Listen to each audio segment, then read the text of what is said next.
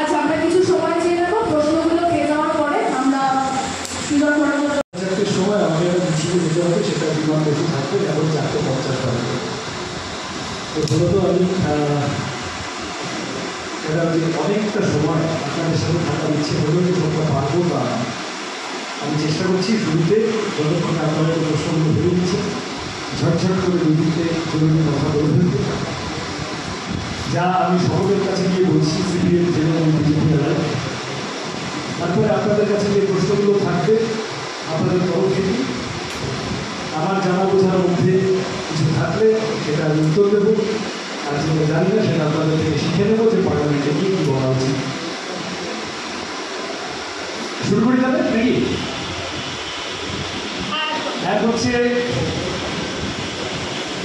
আমরা আমাদের পার্টি, আমি নিশ্চিতভাবে একটা পার্টির প্রতিনিধি হিসেবে আজকে আপনাদের কাছে এসেছি ভোট চাইতে বুঝেছি। সিপিআইএমের প্রতিনিধি হিসেবে সিপিআইএমের সাথে অজস্র বামপন্থী দল লেফট ফ্রন্টের ভেতরে এবং বাইরে তারা মেজরলি আমাদের সমর্থন করেছে এবং কংগ্রেসও আমাদের সমর্থন করেছে। এখন আরও কারো সমর্থন আমরা চেয়েছিলাম, যাদের চেয়েছিলাম তাদের সবার সমর্থন পাইনি। কিন্তু যাই হোক, সব মিলিয়ে মোটামুটি তৃণমূল এবং বিজেপির বাইরে একটা তৃতীয় পরিসর, থার্ড স্পেস তৈরি করার লড়াইটা আমরা করতে পেরেছি। যাব কেন এই তৃতীয় পরিসর তৈরি করার দরকার? রাজনীতির মূল স্রোত তৃণমূল বিজেপি এই দুটো পার্টির পলিটিক্যাল বাইনারি ওয়েস্ট বেঙ্গলের যত থেকে তৈরি হয়েছে, খালি চোখে দেখে বোঝা যাচ্ছে রুটি কাপড়া মকান বা মুদ্রা রাজনীতি থেকে হারিয়ে দিয়েছে। আমার কথা শোনা যাচ্ছে? হয়েছে? অর্থাৎ আমি যদি আপনাদের কাউকে চট করে জিজ্ঞাসা করি যে কোনো একটা টিভি চ্যানেলের প্রাইম টাইমের শোতে শেষ কবে পেট্রোল ডিজেল রান্না গ্যাসের দাম আলোচনা হতে শুনেছে, চট করে মনে পড়বে না, রাইট? সে সিপিএম হোক, তৃণমূল হোক, বিজেপি হোক, যে পার্টির লোক হোক, বিভিন্ন রকম নন ইস্যু আমি ইলাবোরেট করছি যা রাজনীতির বিষয় হওয়া উচিত নয় বা হলেও অত্যন্ত খেলো বিষয়, সেগুলোকে বড় করে ম্যাগনিফাই করে প্রত্যেক দিন আমাদের সামনে ইহাই রাজনীতির মূল প্রতিপাদ্য হিসেবে দাঁড় করানোর চেষ্টা হচ্ছে। ভাইপো এবং পিসির সম্পর্ক আসলে কতটা অম্ল, কতটা মধুর, এই সম্পর্কে কুণাল ঘোষের কী ভূমিকা আছে, এই নিয়ে যত নিউজ প্রিন্ট খরচ হয়েছে গত কদিন, ব্রিটিশ আমলের থেকে নরেন্দ্র মোদীর ভারতে ধনী গরিবের ভাড়া বেড়ে গিয়েছে, এই কথাটা নিয়ে তত বেশি খবর খরচ হয়নি, তত বেশি চর্চা আলোচনা হয়। খুব খালি চোখে দেখতে বোঝা যাচ্ছে 8,000 স্কুল বন্ধ হয়ে গেল আমাদের রাজ্যে, প্রাইমারি স্কুল বন্ধ হচ্ছে বা একদম হওয়ার মুখে দিকে, ছাত্র নেই।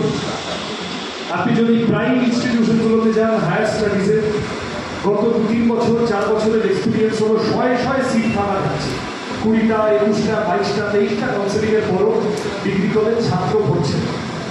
4 লক্ষ মাধ্যমিক পরীক্ষার্থী ড্রপ আউট হয়ে, এই বছরও 1.5 লক্ষ মাধ্যমিক পরীক্ষার্থী ফেল করেছে।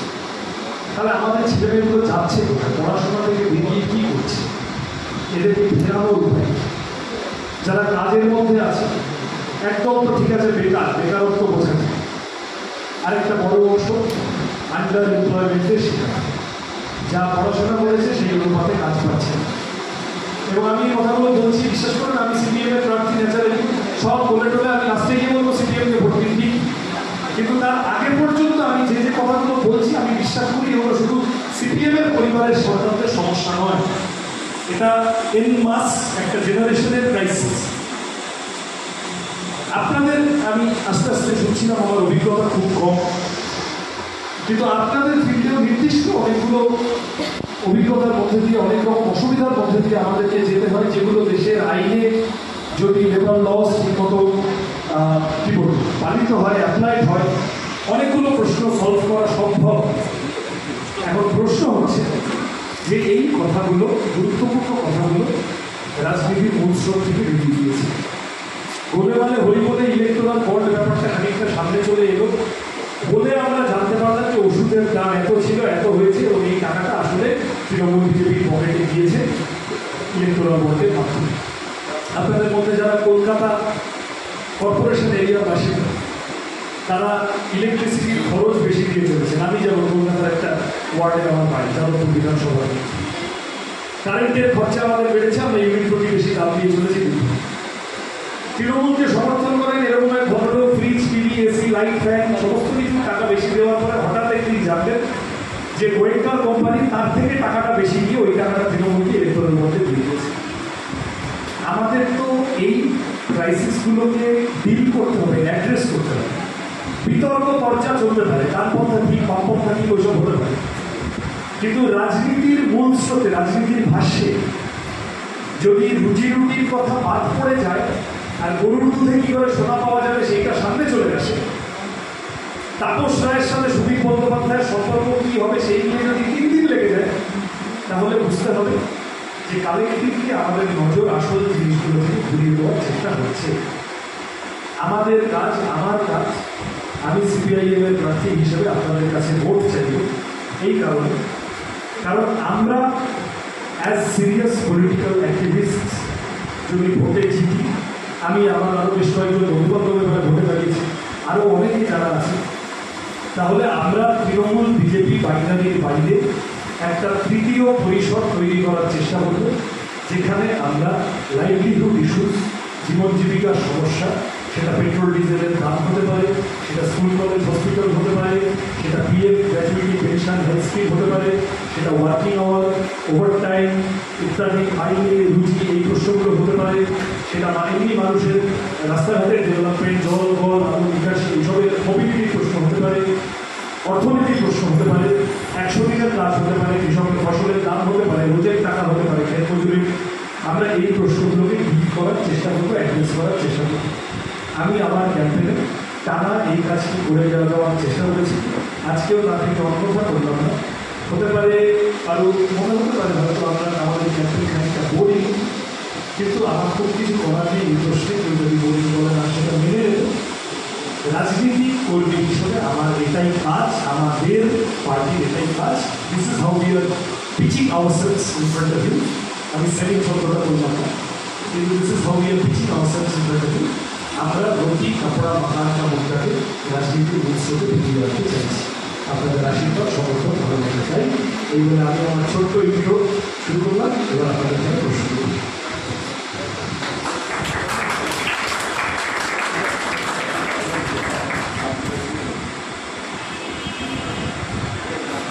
নাম ওয়ার্ডলেসটা করা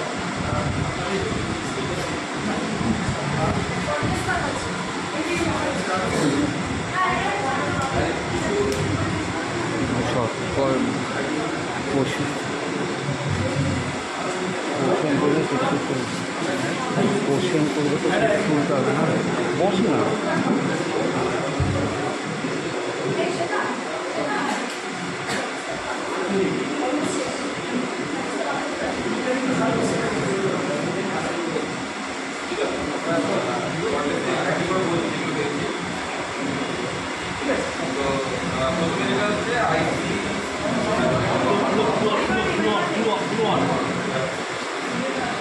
চারটে 56 বাজে, আমি 5টা 20-তে বেরোবো, ঠিক আছে? Thank you. হ্যাঁ, আইটি ইন্ডাস্ট্রিতে জব সিকিউরিটির জন্য আমরা কি ভাবছি, মানে এখানে মেন যে ব্যাপারটা এসেছে যে আমাদের সিচুয়েশন তৈরি করে কোর্স এডুকেশন করানো হয়, মানে প্রপার ফোরাম অনেক সময় পাওয়া যায় না, বা পেলেও সেখানে ইমপ্লিমেন্ট করা যায় না, কোম্পানিগুলো লিগালি খুব স্ট্রং। তো সেইখানে আমরা কীভাবে ভাবতে পারি পার্লামেন্টে গেলে?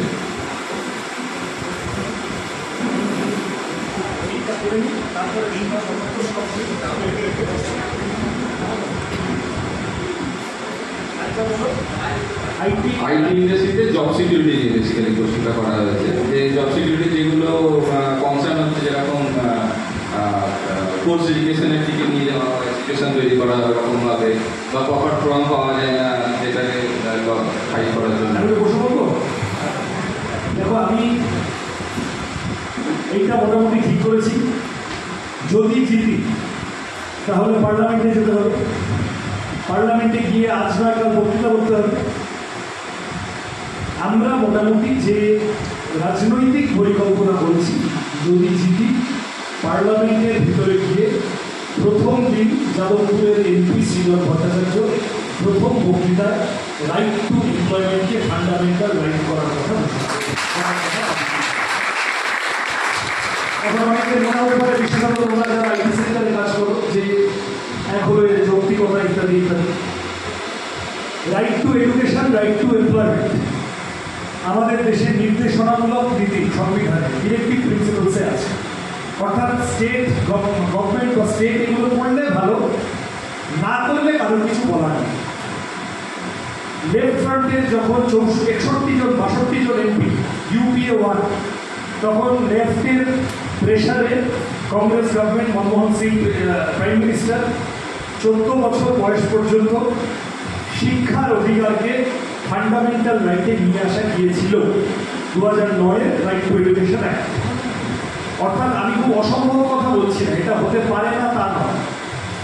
রাইট টু এডুকেশন সেটাও তার আগে ডিরেক্টিভ প্রিন্সিপালের অংশ ছিল। হলে ভালো, কিন্তু না হলে কারো কিছু বলার নেই। এখন একটা ছেলে বা মেয়ে, সে যদি সরকারি স্কুলে পড়তে না পারে, he or she has every right to go in front of the court এবং বলা যে আমাকে সরকার পড়াচ্ছে না, তুমি ব্যবস্থা করো, সরকার তাকে পড়াতে বাধ্য। এবারের পরের স্টেপটা হলো রাইট টু এমপ্লয়মেন্টকে ফান্ডামেন্টাল রাইটে পার্ট করা। এবং আমি যখন এমপ্লয়মেন্ট বলছি, ঠিকই পাবলিক সেক্টর, আজকে আমরা যে সোসাইটিতে আছি, আমি যদি বলি যে প্রাইভেট সেক্টর সব তুলে দাও, এইসব ঠিক হবে না, মানে এই কথা কোনো মানে থাকবে না। আচ্ছা, আমি যদি বলি যে এগুলো তুলে দাও, তার কোনো মানে হয় না। আমাদের আন্ডারস্ট্যান্ডিং, আমাদের তো বিশেষ করে এই প্রশ্নটা অনেক ক্ষেত্রে শুনতেই হয় যে তোমরা তো বেসরকারিকরণের বিরুদ্ধে। ঠিক, কারেক্ট, তোমরা প্রায় সকলেই বেসরকারি বলবে। তাহলে তো কথা, তাহলে তো সেই মতো আমি তোমাদের বিরুদ্ধে বলছি, সেটা আমি নই বস, আমরা কেউ নই। আমাদের পরিষ্কার কথা যে পাবলিক সেক্টরকে রক্ষা করে সাপ্লিমেন্ট হিসেবে প্রাইভেট সেক্টর, আমরা যে সোসাইটিতে যেভাবে বাস করি, ইট ইজ জায়েজ যে private sector, private entrepreneur, private startup, private enterprises থাকবে এবং তারা তাদের মতো করে কম্পিটিশন মার্কেট তারা গ্রো করবে এবং তাতে প্রচুর এমপ্লয়মেন্ট জেনারেশন হবে। আমাদের সোল পয়েন্ট হচ্ছে পাবলিক সেক্টরকে রিপ্লেস করে নয়, সাপ্লিমেন্ট হিসেবে আমরা, মানে সব জায়গায় বেসিক এডুকেশন, হেলথ, এক্সওয়াইজেড এইগুলো। এখন কথা হচ্ছে যে পাবলিক সেক্টরের কাজে এই যে জব সিকিউরিটি প্রশ্নটা পাবলিক সেক্টরে অনেকটা বেশি মেনটেন হয়ে আছে, অন্তত যা নিয়মকানুন নিয়ে আছে। কিন্তু প্রাইভেট সেক্টরে জব সিকিউরিটি, যা তোমরা প্রশ্ন করলে, আমি ভুল বলছি না, ঠিক বলছি তো? আমি যখন পার্লামেন্টের ভিতরে রাইট টু এমপ্লয়মেন্ট বলবো, আমি right to employment, right to কী বলবো, রাইট টু সাস্টেনেবল এমপ্লয়মেন্টের কথা বলতেছি। আমি যখন পার্লামেন্টে রাইট টু এমপ্লয়মেন্টকে ফান্ডামেন্টাল রাইট বানাও বলতে চাইব, স্থায়ী, নিশ্চিত, নিরাপদ জীবন, যখন তখন লে অফ নয়, যখন তখন কোর্স ছাঁটাই নয়। তুমি যদি কোথাও কোনো জায়গা, তোমার যদি কখনো মনেও হয় তুমি এমপ্লয়ার, তুমি কর্মীদের সাথে কথা বলো, তুমি এমপ্লয়ীদের সাথে কথা বলো, ইউনিয়নের সাথে কথা বলো, বসো, যেভাবে যেভাবে হয় তা করে এই তোমরা যারা বসে আছো তোমাদের জব সিকিউরিটির প্রশ্নটাকে সুনিশ্চিত করার চেষ্টা করি। এটা আমাদের স্ট্যান্ড পয়েন্ট। আমরা প্রাইভেট সেক্টরে জব সিকিউরিটির পক্ষে। তোমাদের ইউনিয়ন আছে, যে ইউনিয়ন আজকে আমাকে রিকোয়েস্ট করবো, খানিকটা আমার ধরো যে ইউনিয়নের ভূমিকা আছে, পরোক্ষ ভূমিকা হয়তো আছে, ইউনিয়ন তাদের মতো করে লড়াই করুক। আমি অনুরোধ করবো তোমাদের নির্দিষ্ট ডিমান্ড ইত্যাদি যদি একটু আমাদের কাছে দাও, তাহলে আমার পক্ষেও আরেকটু আইন করে করতে সুবিধা হয়। কিন্তু এইটুকু আমি রাখতেও এখানে এসে যে job security in private sector, এটা কেবল আইটির ক্ষেত্রে নয়, প্রাইভেট সেক্টর তো হিউজ, প্রাইভেট সেক্টর তো আলাদা থাকে বিরাট অংশ, এবং জব সিকিউরিটির ক্রাইসিসটাও একটা বিরাট অংশ আমাদের প্রজন্ম তাকে ঘুরে ঘুরে যাচ্ছে। আমি কালেক্টিভলি সেটা অ্যাড্রেস করার, পজিটিভলি অ্যাড্রেস করার অবশ্যই চেষ্টা করব।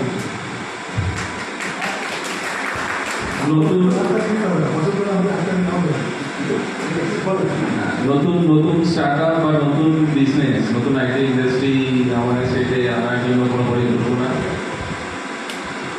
এটা একজন এমপি একা কাজ। আমি যদি এখানে হ্যাঁ বলে দিলাম ওটা স্টার্ট বাজি, কিন্তু একজন এমপি নির্দিষ্টভাবে বাজেটারি অ্যালোকেশনের ক্ষেত্রে কোথায় কোন জমিটা নেওয়া যায়, কোথায় কোন প্রজেক্টটা নিয়ে আসা যায়, কোথায় কোন প্রাইভেট ইনভেস্টরের সাথে কথা বলা যায়, এই প্রশ্নে গুরুত্বপূর্ণ ভূমিকা পালন করতে পারে। এটা প্রাইমারিলি যারা স্টেট গভর্নমেন্টে আছে তাদের কাজ। আমার রাজ্যে কি শিল্প আসবে, বিনিয়োগ আসবে, তাই তো প্রশ্নটা তো তাই ছিল। যাদবপুরে ধরো কথার কথা আমি বলছি, জগৎদল এই সোনারপুর নয় যেখানে আমরা বসে আছি, একটা IT park, hardware park Buddhadeb Bhattacharya শিলান্যাস করেছিলেন। কোন সালে? 10 তোমরা দেখতে পাবে গেলে বিরাট বড় জমি। আজ 13 বছর হয়ে গেল, সামনে একটা রেলের বোর্ড বসেছে আর কিছু হয়নি। ওই জমিতে ঘাস গজিয়েছে, বড় বড় ঘাস গজিয়েছে, কিন্তু ওই আইটি পার্ক ইত্যাদি ওটা কোনো অগ্রগতি হয়। আমি এমপি হিসেবে মানুষের কাছে যে কথাগুলো নিয়ে যাচ্ছি, প্রতিশ্রুতি শব্দটায় আমার খানিকটা আপত্তি আছে। ওই প্রতিশ্রুতিটা শব্দটাকে একটু এদিক ওদিক করলে আমি বলছি প্রস্তুতি। যে প্রস্তুতি নিয়ে যাচ্ছি তার মধ্যে অবশ্যই থাকছে সোনারপুরে জগৎদলে হার্ডওয়্যার পার্কের কাজ সমাপ্ত করার প্রক্রিয়া এগোনো। এইটা এমপির কাজের মধ্যে পড়ে, এটা এমপি চাইলে পারে। গভর্নমেন্টকে প্রেশার করা, সেন্ট্রাল গভর্নমেন্টকে বলা, প্রাইভেট ইনভেস্টরদের সাথে কথা বলা, প্রজেক্ট নিয়ে আসা, জমি পিডব্লিউডি ইত্যাদি অনেকগুলো বিষয় দেখতে হবে। আমি আপাতত যাদবপুরের ভিতরে এই ধরনের কোনো প্রজেক্ট যদি নিয়ে আসতে পারি আর যদি খবর দিই তাহলে অবশ্যই সেই চেষ্টা আমার কোনো অবশ্যই থাকবে। কিন্তু ওয়েস্ট বেঙ্গল জুড়ে শিল্প আনতে গেলে, বিনিয়োগ আনতে গেলে আপাতত আমার একটাই অনুরোধ থাকতে পারে তোমাদের কাছে, রাজ্য জুড়ে হাল ফেরাও লাগবে।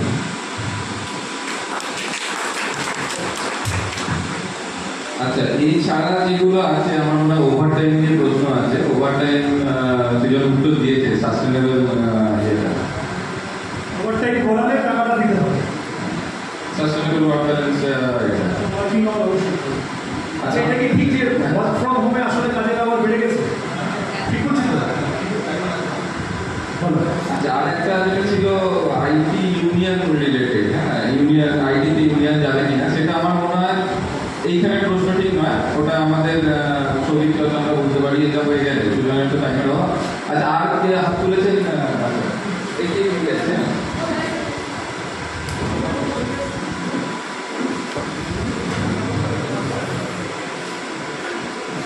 আচ্ছা,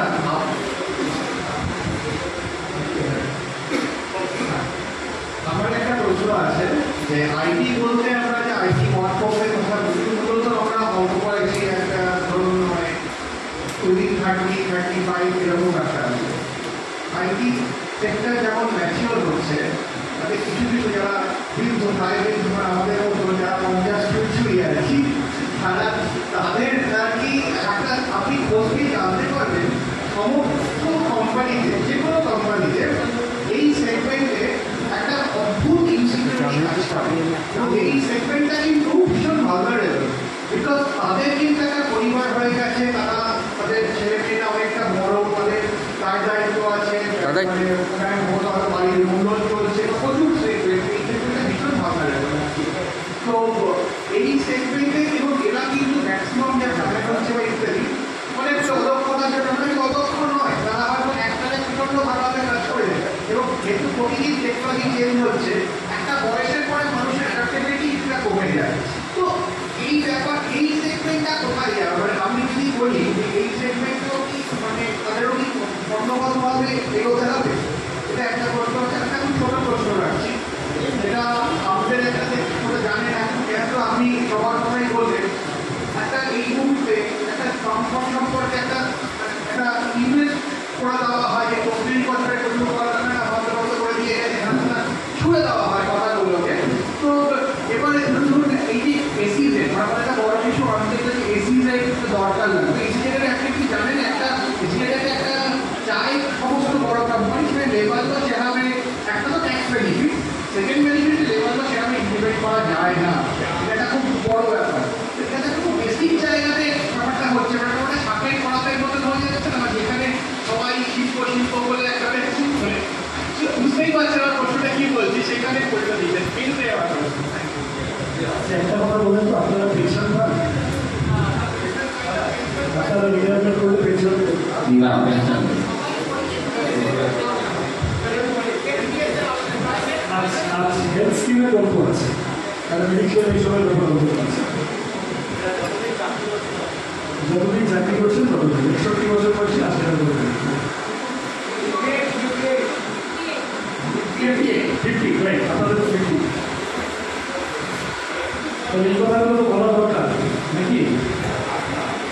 এই কথাগুলো বলার চেষ্টা করছি, যেহেতু উনি বললেন এবং আমিও এটা আশা দেখি যে আইটি মানে আমার বয়স, যদি আমার একটা চুল পাকতে শুরু করেছে, কিন্তু আমি বলছি যে আমাদের কিন্তু কম বয়স যে ধারণাটা সামগ্রিকভাবে ছিল, একটা ওয়ার্কফোর্স ওটা আস্তে আস্তে তৈরি হচ্ছে।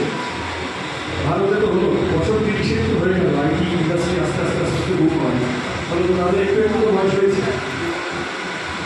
এখন কথা হচ্ছে যে এই যে মিডল এজে বা যে সেকশনটা যে ওয়ার্কফোর্সটা, তাদের এই পরের দাবি দেওয়া, তাদের ইনসেন্টিভ করে অ্যাড্রেস করা অবশ্যই আমাদের কাজ, আমি চেষ্টা করি। আপনি গুরুত্বপূর্ণ প্রশ্ন বলবেন, এটা ঠিক। আমরা আইটি বলতে গেলে সবসময় একটা তরুণ প্রজন্ম চাকরি টাকরি এইসব বলতে গিয়ে আমাদের ম্যানেজিংয়ে আপনাদের কথাটা মাথায় থাকে। আমি আজকে খানিকটা রেজিস্টার করে দিব। এক দ্বিতীয় কথা হচ্ছে যে কলকারখানা, দেখুন 2011 সালে বিধানসভার ভিতরে তখন মন্ত্রী ছিলেন, এখন জেলে আছেন, তখন শিক্ষামন্ত্রী ছিলেন, শিক্ষামন্ত্রী হিসেবে জেলে গেছেন। সেই ভদ্রলোককে জিজ্ঞাসা করা হয়েছে যে ঠিক কতগুলো কারখানা বন্ধ আছে পশ্চিমবঙ্গে, মেজর কারখানা। তাদের মধ্যে তিনি বোধহয় স্বাধীনতার পর কংগ্রেস আমল, সিপিএম আমল সব মিলিয়ে 58টা মেজর কারখানার হিসেব বিধানসভায় দিয়েছে। তৃণমূল বলে 55,000 থেকে স্টেট 3টে সূত্র বাদ দিয়ে 55 + 3 58টার বেশি কারখানার হিসেব। প্রপার রেজিস্টার্ড কারখানা, বড় কারখানা, যাতে প্রচুর এমপ্লয়মেন্ট হতে পারত ইত্যাদি, সেইটা বোধহয় তৃণমূলের সরকার, তৃণমূলের শিক্ষামন্ত্রী বিধানসভায় সেই হিসেবে দিতে পারেনি। এমন মধ্যে অনেক অধিকথন আছে, কোথাও কোথাও ঠিক বাস্তবতাও আছে। প্রার্থী মিলিটেন্ট ট্রেড ইউনিয়নিজম ইত্যাদি ইত্যাদি জিনিসের কথাগুলো হয়, কোথাও কোথাও কোনো এক্সেস থাকতে পারে। কিন্তু ইভেনচুয়ালি আমি তো শ্রমিক শ্রেণীর পার্টি। আমি মানুষের কাছে যখন ভোট চাইতে যাচ্ছি, লোকে এটা জানে যে সৃজন যাদের কথা বলছে ওই শ্রমিক শ্রেণীর পার্টি হয়ে তারা সে এসছে।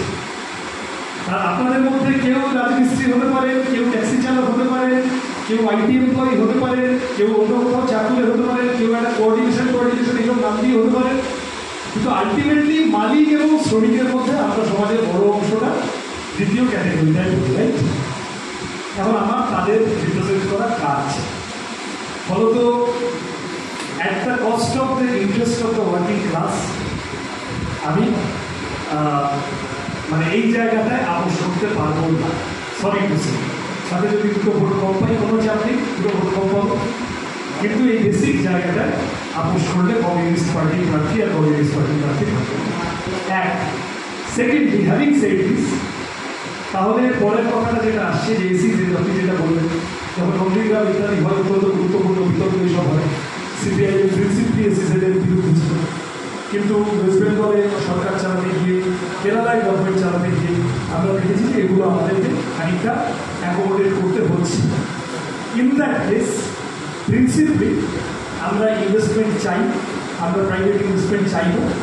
আমাদের লক্ষ্য থাকবে যে ইনভেস্টার আসছে তার সাথে কথা বলে বা তার সাথে কোনো একটা ডেভেলপমেন্ট প্রসেসের মধ্যে দিয়ে গিয়ে যথাসম্ভব বেশি লেবার লস যাতে ইমপ্লিমেন্টেড হয়, যতটা পারা যায় এমপ্লয়িদের স্বার্থ যাতে রক্ষিত হয় সেইটা এনশিওর করা।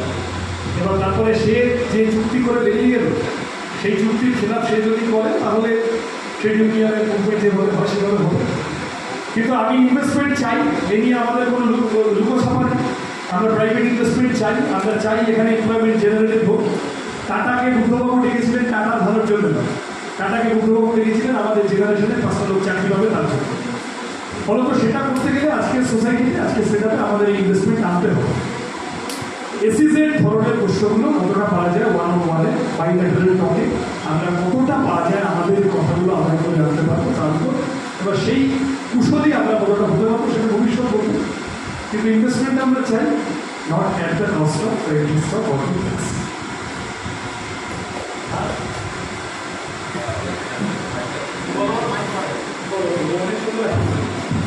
আমি একটু বড় বড় উত্তর দিচ্ছি সেটা বলতে শোনা যাচ্ছে? আচ্ছা, আমার একটা প্রশ্ন যেটা এই মুহূর্তে আর্টিফিশিয়াল ইন্টেলিজেন্স নিয়ে প্রচুর কথা হচ্ছে এবং সেটা আইটি সঙ্গে সরাসরি যুক্ত। তো এখানে যেটা মানে দেখা যাচ্ছে প্রবণতা দেখা যাচ্ছে যে প্রচুর চাকরি চলে যাওয়ার সম্ভাবনা একটা তৈরি হচ্ছে। কিন্তু আমার কিন্তু এটা দরকার দেখা যাচ্ছে যে এটা হয়তো দরকার হবে কিন্তু আর্টিফিশিয়াল ইন্টেলিজেন্স।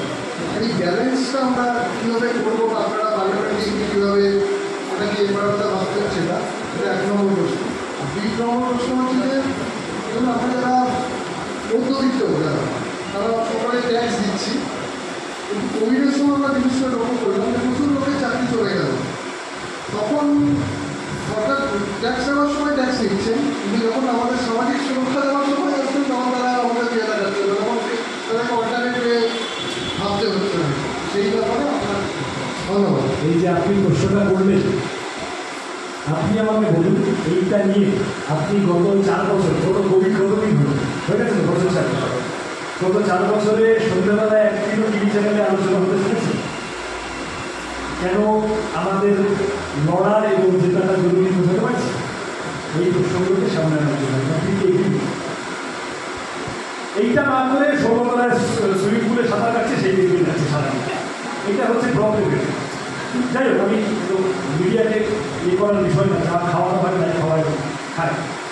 প্রশ্ন হলো যে এআই, প্রথম প্রশ্নটা আমি যা করবো এবং তাহলে আমি মাথা চুলকে একটা বিতর্কিত কথা বলে দিই, আপনারা হয়তো রাগ করবেন।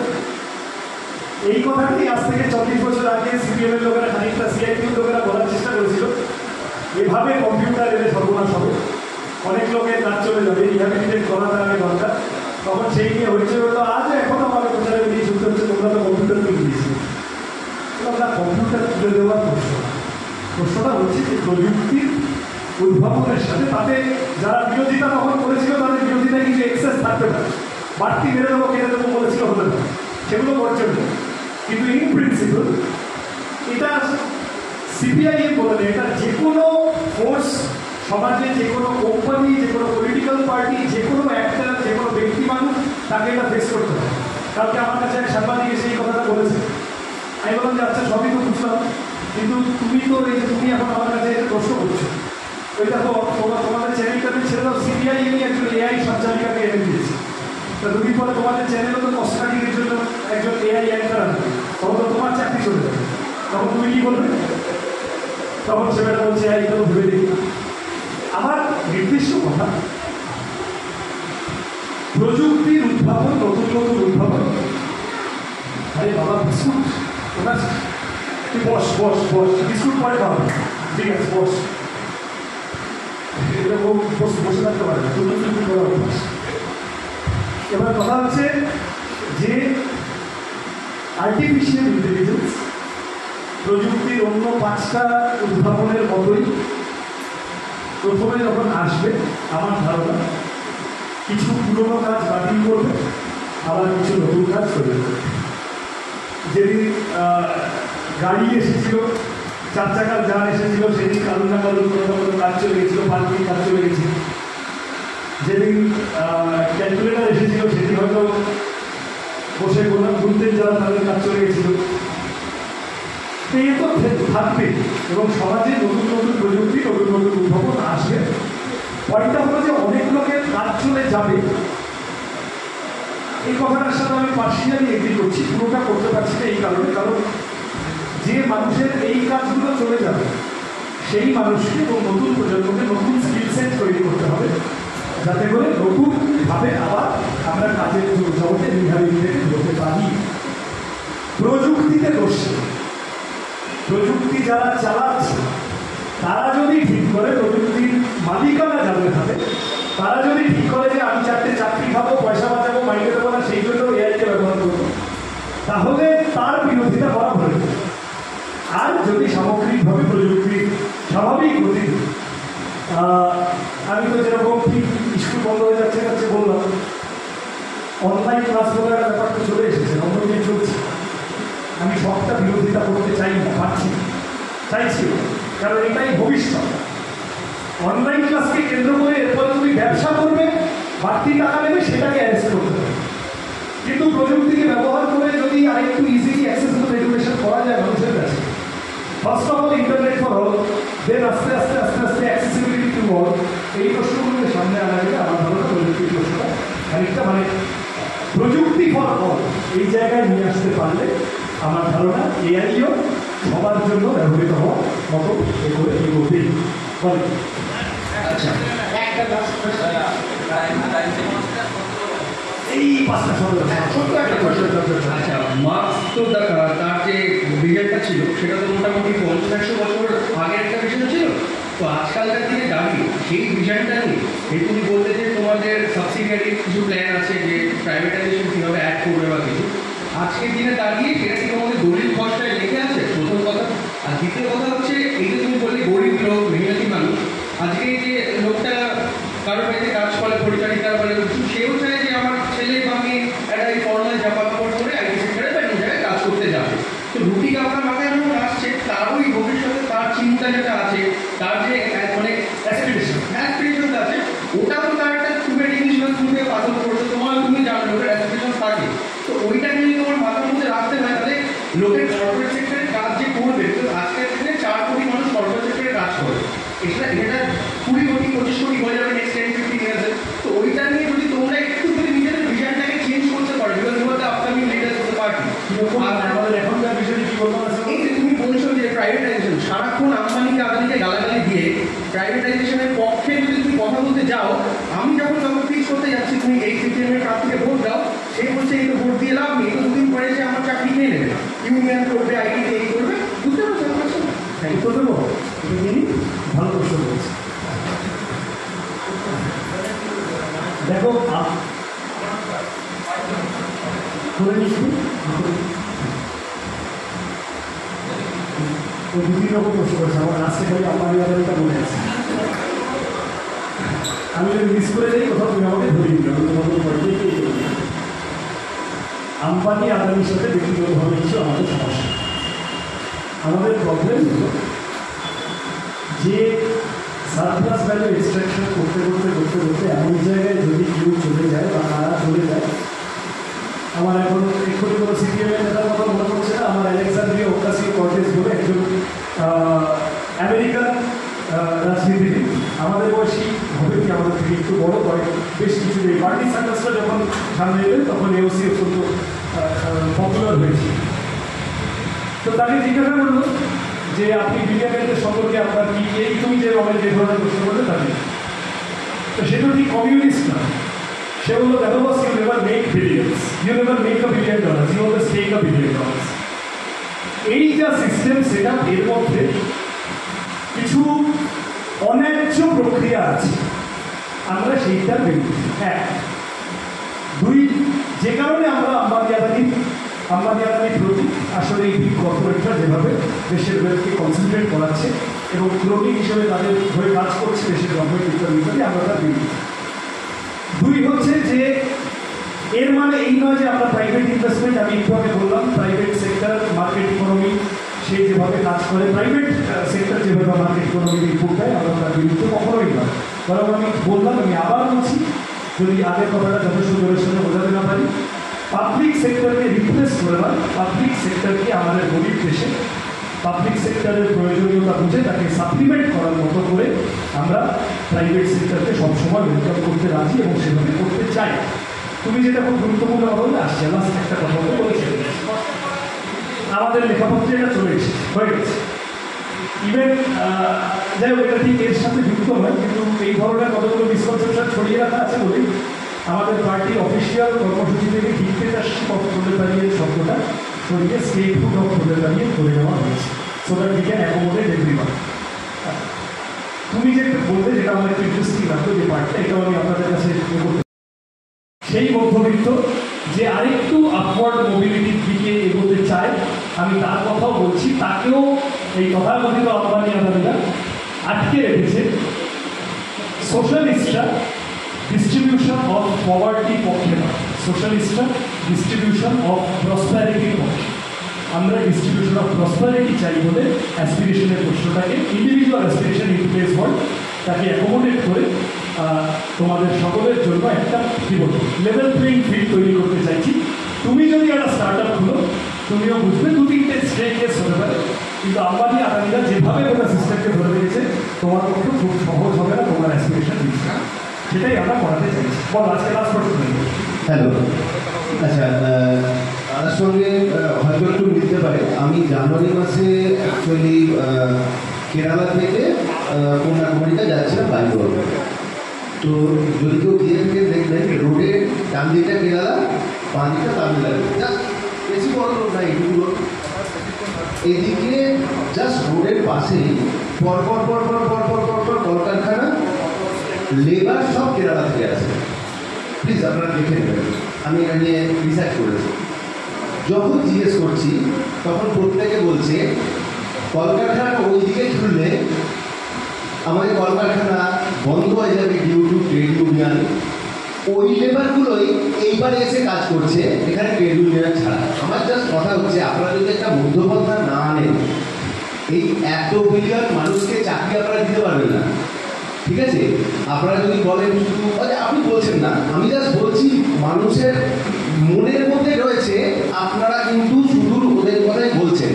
আপনি কিন্তু প্রাইভেট 100% লেবার ফোর্স কেরালা থেকে আসছে, তামিলনাড়ুর লোকেরা কাজ করছে না, তারা হয়তো অন্য জায়গায় কাজ করছে, কিন্তু কেরালা থেকে লেবার ফোর্স আসছে। তো আমার মনে হয় একটু যদি মানুষকে বোঝানো যায় যে আপনারা একটু লিবারেল হয়েছেন, মানে একদম হার্ডকোর, এইটা একটু খুব জরুরি। কিন্তু আমার মানে দিন কিন্তু চেঞ্জ হয়ে গেছে একদম। আমি হ্যাঁ একটু আমি এক লাইন বলি। হ্যাঁ প্লিজ। এই তো মানে বেসিক প্রশ্নটাই তো 2004 থেকে 2011 গোটা দেশের মধ্যে সব থেকে বেশি প্রাইভেট ইনভেস্টমেন্ট ড্র করেছিল যে রাজ্যটা, সেই রাজ্যটার নাম পশ্চিমবঙ্গ, মুখ্যমন্ত্রীরা বুদ্ধকে পড়েছে। এটার কারণ হচ্ছে আপনার প্রশ্নের উত্তর এর মধ্যেই আছে। আমরা আজকে রিয়েলিটি অনুযায়ী একটা পার্টি তৈরি করতে চাইছি।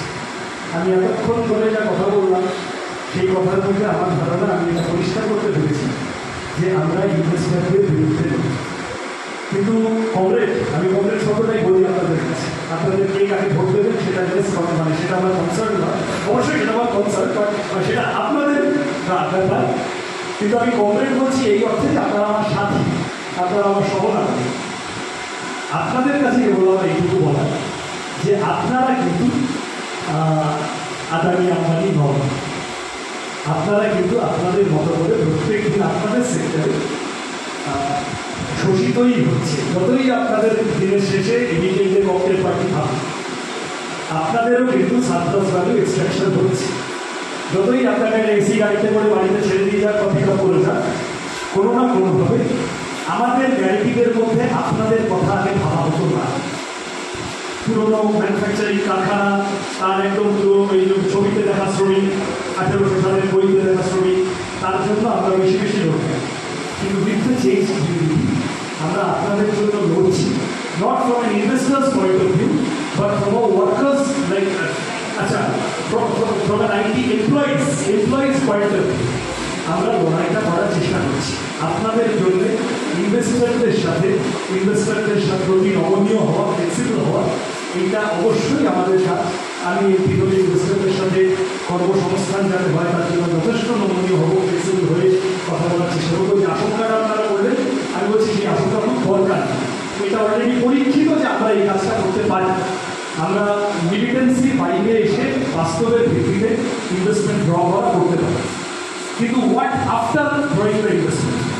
তারপরে তো গিয়ে সেই ইনভেস্টার আপনার লেবার ল কেনে, আপনার লেবার কোড বলে আসলে আপনি যাতে লেবার লয়ের আওতায় না পড়ে সেই বন্দোবস্ত করে আপনাকে বাড়তি ওভারটাইম করবে, সেই মাইনেটা দেবে না, ওয়ার্কিং আওয়ার মাইনে দেবে, ইত্যাদি ইত্যাদি ইত্যাদি ইত্যাদি ইত্যাদি, জব সিকিউরিটি যা যা বলবেন আপনার। সেই প্রশ্নগুলো খানিকটা ডিল করার চেষ্টা করব।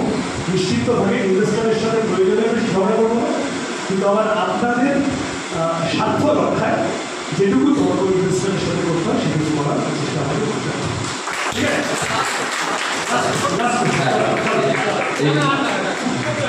এই প্রশ্ন আছে উত্তর চাই। হ্যাঁ, আচ্ছা আমি ওনাকে বলছি এটা একটু ডিফারেন্ট সেক্টর ছিল, এটা রোগী সহায়ক, এটা ITES বলা যায়। একটা হসপিটাল সেটা একটু আপনি একটু বলুন কি বলুন?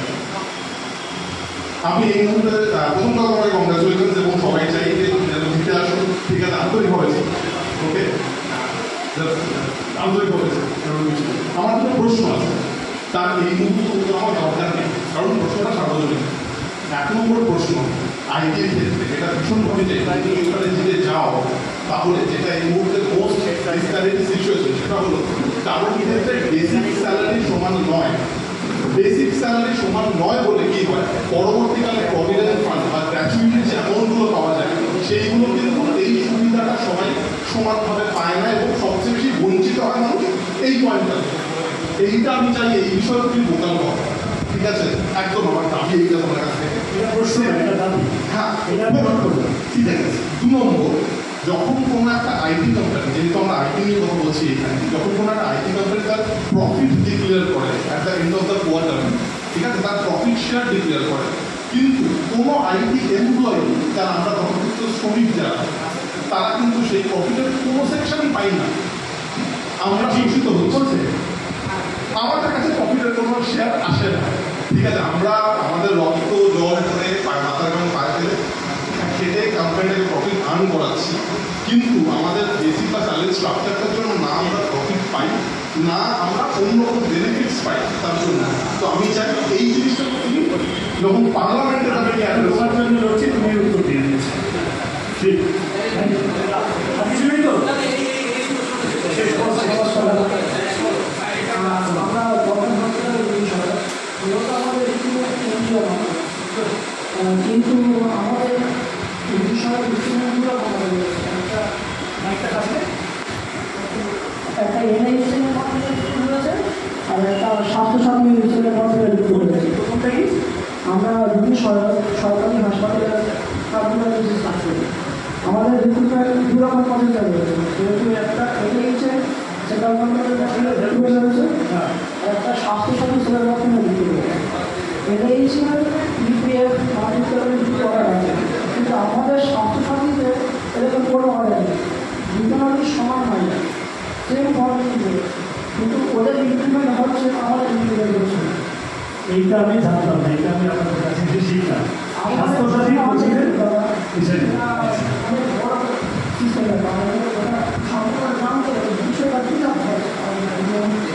তুমি একটা কাজ করো, তুমি সমীক্ষা দিয়েছিল আমাকে একটা যদি একটু কোনোভাবে তোমরা সামলাও, এই পার্টিকুলার প্রবলেমটা একটু জেনে দাও, তাহলে আমি এইটুকু কমেন্ট করতে পারি। এমপি হবো না সেগুলো তো করার বিষয়, সেটা আপনাদের ব্যাপার। আমার ব্যাপার আপাতত যেটা আছে, আগামী 10 দিনের প্রচারে এই ইস্যুটা রেজ করা এবং আজকে যে কথাগুলো উঠলো, যে ক্রাইসিসের কথা আপনারা বললেন, সেগুলো রেজ করা আমার ক্যাম্পেইনের মধ্যে এইটুকু কথা আমি এখনই আপনাদের কাছে দিয়ে দিতে চেষ্টা করি, ঠিক আছে?